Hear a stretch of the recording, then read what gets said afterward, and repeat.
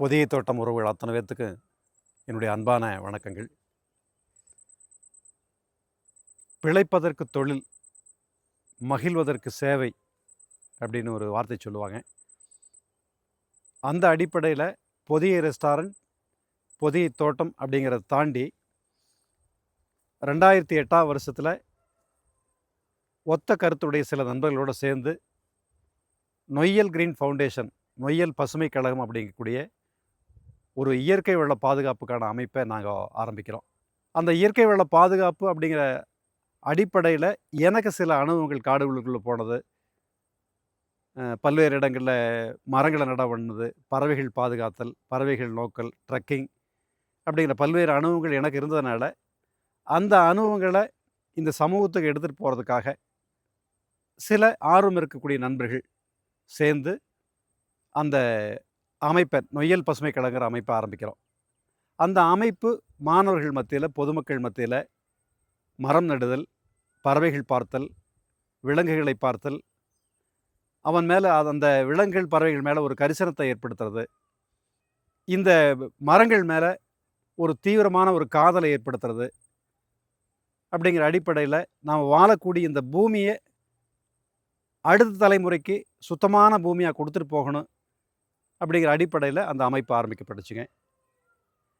அந்த அமைப்பு ஆரம்பிக்கப்பட்டு அந்த அமைப்பிலிருந்து வனத்துறை, தமிழக அரசு வனத்துறையோட உதவியோட ஆயிரக்கணக்கான மரங்களை நாங்கள் பொதுமக்கள் மத்தியில் நாங்களே போய் நடவு பண்ணி அந்த மரங்களை எப்படி வளர்த்துறது, எப்படி மரங்களை பராமரிக்கிறது அப்படிங்கிறது எல்லாமே சொல்லி கொடுத்துட்டு இருந்தோம்.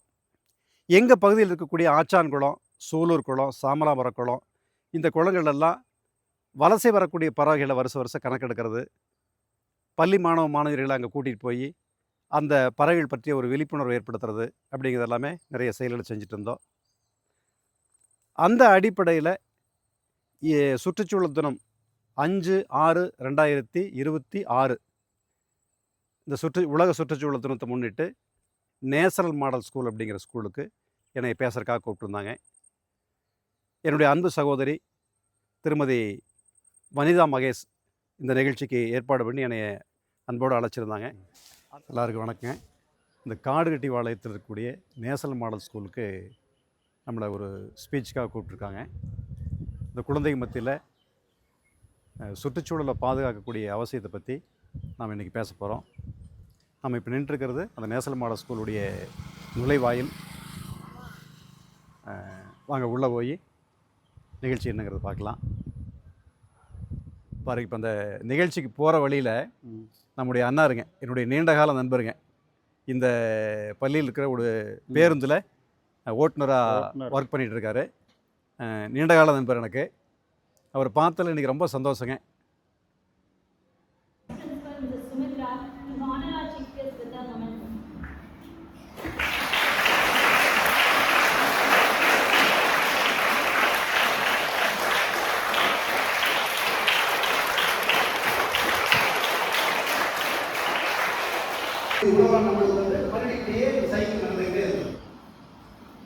இந்த சைக்கிள் அப்படிங்கிறது எங்கேயா பிரேக் ஆக்சிடென்ட்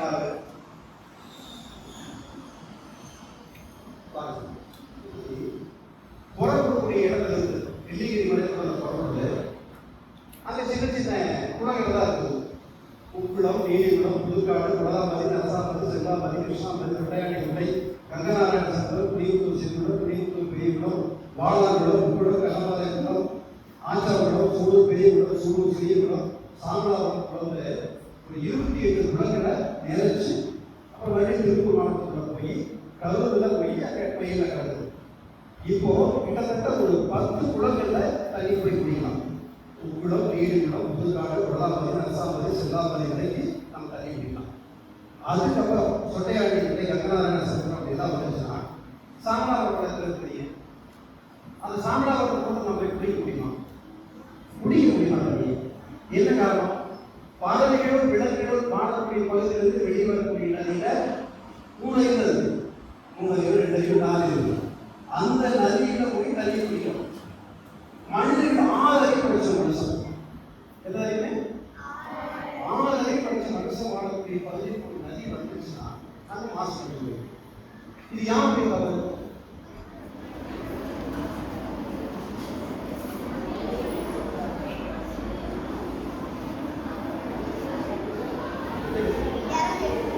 என்ன இருக்கு?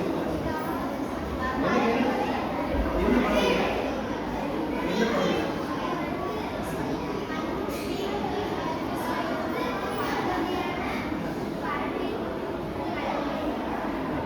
என்ன படம்? என்ன படம்?